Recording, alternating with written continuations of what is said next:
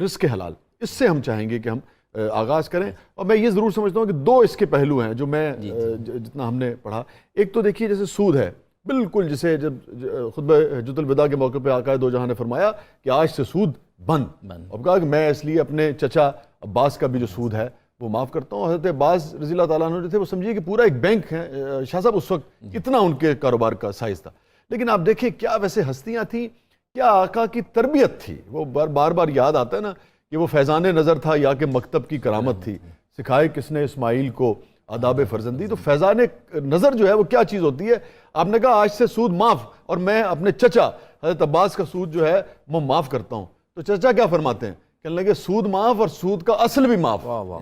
کیا ہستیاں ہیں سر. ایک تو یہ ہو گیا. دوسرا ہے سر ملاوٹ ہے، ذخیرہ اندوزی ہے، چور بازاری ہے، گڑبڑ ہے، رشوت ہے، مال بنانا ہے. دوسرا یہ حرام ہو گیا سارے کا سارا.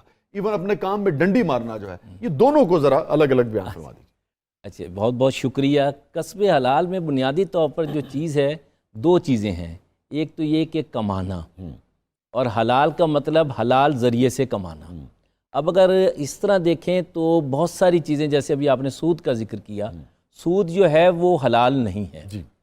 اسی طرح غبن، چوری، ڈاکہ، دھوکہ، دجل، یہ سب ذخیرہ اندوزی، یہ حلال. ملاوٹ، رشوت، یہ بس وہ تو حدیث میں باقاعدہ آیا نا کہ تم نے اگر صحیح فریش گندم کے ساتھ اگر گیلی گندم جو ہے وہ بیچ دی تو تمہارا کوئی تقویٰ جو ہے، تقویٰ صرف ریش مبارک جو ہے وہ بڑھانے کا نام نہیں ہے. تقویٰ تو ہے یہی کہ معاملات میں انسان جو ہے وہ کیا کرتا ہے. کسب حلال کی بنیاد جو ہے وہ صداقت ہے اور امانت ہے.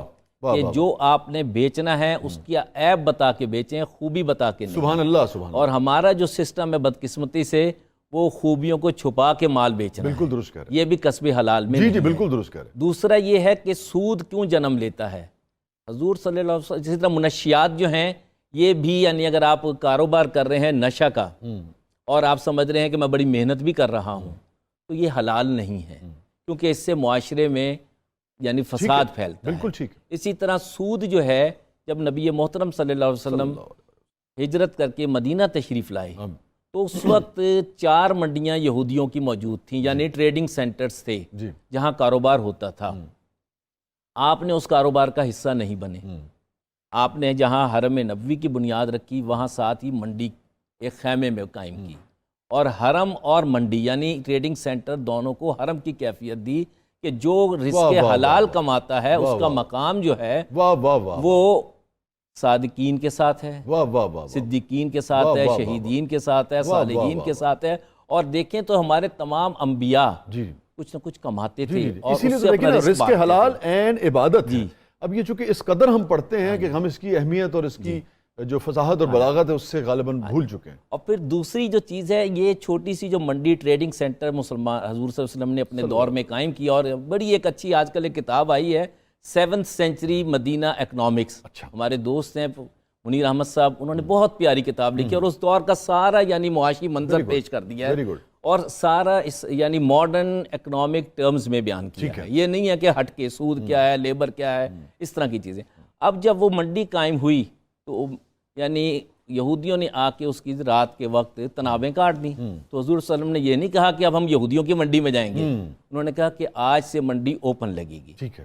اور اس میں سب سے پہلے یہ تھا کہ وچولیے بھی نکال دیے گئے. ٹھیک ہے. اور آج اگر ہم اپنی اسلامی تاریخ میں دیکھیں تو مملکت خداداد شیر میسور کی جو ہے ٹیپو سلطان کی، انہوں نے بھی وچولیے بیچ میں سے نکال دیے تھے. ٹھیک ہے. اور وچولیے نکالنا جو ہے اس سے یہ ہوتا ہے کہ وہ لوگ بھی خیر کا کام کریں، تجارت کریں، لوگوں کو فائدہ پہنچائیں. تجارت جو ہے اور مال کمانا جو ہے وہ اتنا ہونا چاہیے کہ جیسے نبی محترم صلی اللہ علیہ وسلم نے فرمایا کہ آپ جب مزدور رکھتے ہیں تو اسے اجرت بتائیں، اور جب وہ راضی ہو تو اسے رکھیں. بیگار کی اجازت نہیں ہے، ہمت سے زیادہ کام کرنے کی اجازت نہیں ہے، بوجھ لینے کی. پسینہ خشک ہونے سے پہلے اس کی اجرت جو ہے ڈیلے پیمنٹ جو ہے اس کا کوئی تصور نہیں ہے، فوری پیمنٹ اور مکمل پیمنٹ. اور پھر یہ دیکھیے کہ ایکسپریشن دیکھیے آپ عرفان بھائی ہیں اپنا شاہ جی، کیا ایکسپریشن، اس سے بڑا ادب ہے نہیں دنیا میں کہ پسینہ خشک ہونے سے پہلے اس کی مزدوری جو ہے. اور حضرت انس رضی اللہ عنہ فرماتے ہیں کہ حضور صلی اللہ علیہ وسلم نے मजदूरी मैं इसलिए मैं कह रहा हूँ चूंकि इस पे भी जरा आप शामिल कर लीजिएगा, चूंकि यकम मई भी है ना, यौम मजदूर भी है। तो अब यह एक बड़ी दिलचस्प है कि यकम मई का अगर हम तस्वुर देखें तो जिस वक्त आजकल तो यानी कि इश्तराकियत जो है, कम्युनिज्म वो अपनी हवा खो बैठा है, जी जी बिल्कुल, मगर सरमायादारियत कैपिटलिज्म जारी है। जी जी। और बदकिस्मती से हमारे मुल्क में भी कैपिटल कल्चर ने बहुत जन्म लिया है।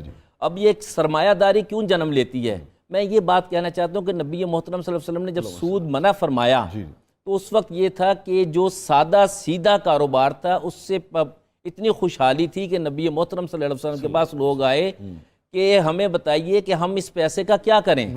यसअलूनका माज़ा युनफिकून, आपने फरमाया कुलिल अफ़, अल्लाह, कि जो आपके पास फालतू है वो बैंकों में मत जमा करें, वो तिजोरियों में मत जमा करें, वो जमीनों में मत दबाएं, वो लोगों में बांट दें, जो जरूरत से ज्यादा है उसे तकसीम। और इसका एक अमली मुजाहरा ममलिकत खुदादाद पाकिस्तान को भी कहा जाता है, ममलिकत खुदादाद मैसूर को भी कहा जाता है।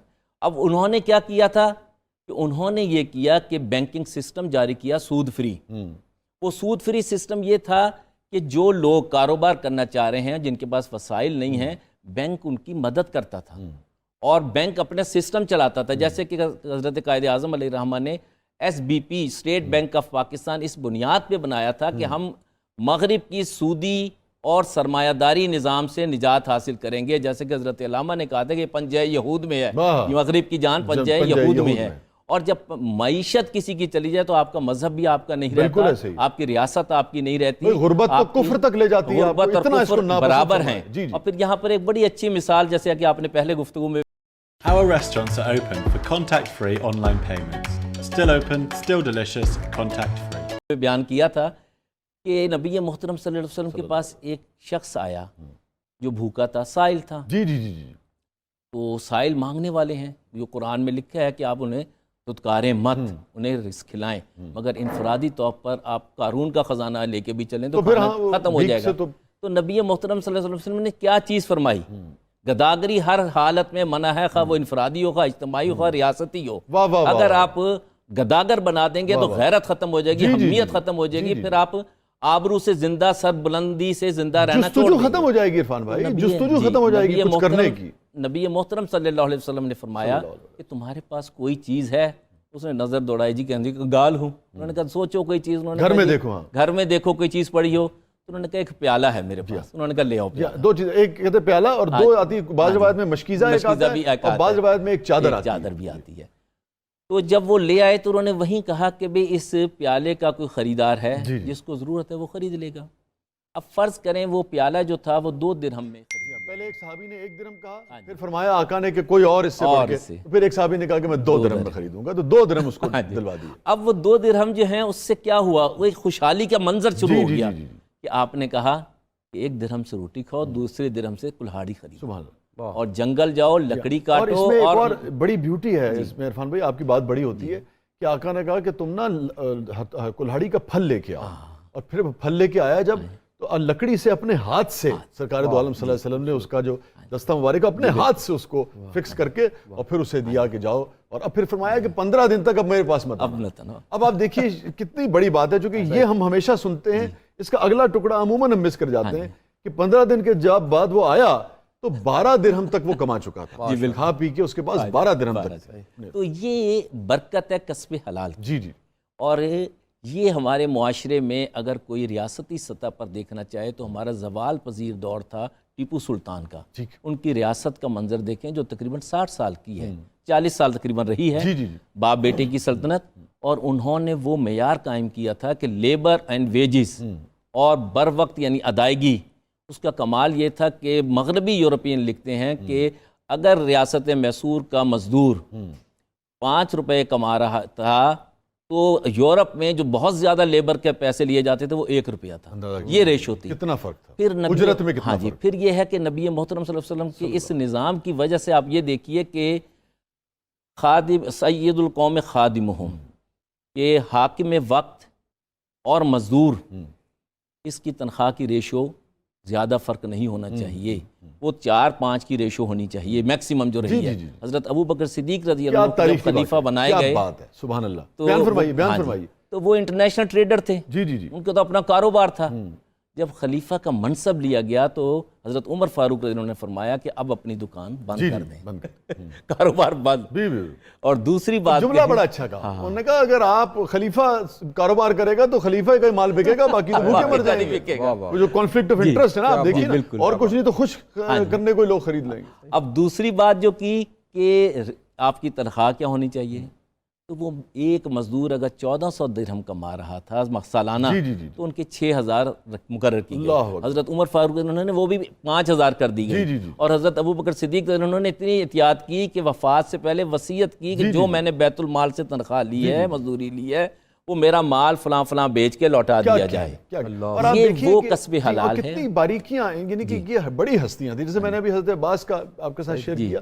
اندازہ کیجئے کہ انہوں نے کہا کہ جو تنخواہ مقرر کی وہ مدینے کے مزدور جتنے کی، تو سیدنا عمر نے کہا کہ اس میں گزارا کیسے آپ کا ہوگا؟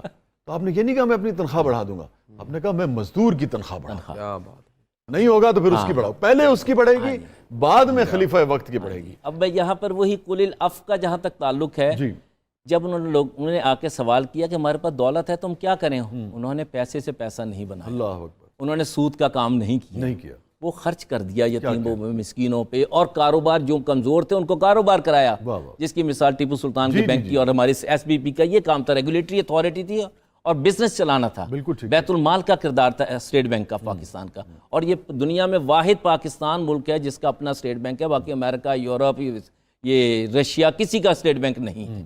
یہ وہ روایت ہے جو نبی محترم صلی اللہ علیہ وسلم نے کسب حلال کے لیے کی تھی، وہ جاری ہونی چاہیے۔ بدقسمتی سے ہم نے اس کو بدل دیا ہے، مگر جی آپ کی بات کریں، جی بدل دیا، آپ مکمل کر لیجئے پھر مجھے بریک پہ جانا۔ اچھا، پھر دوسرا یہ ہے کہ سرپلس منی ہوگی تو سود کا کام ہوگا۔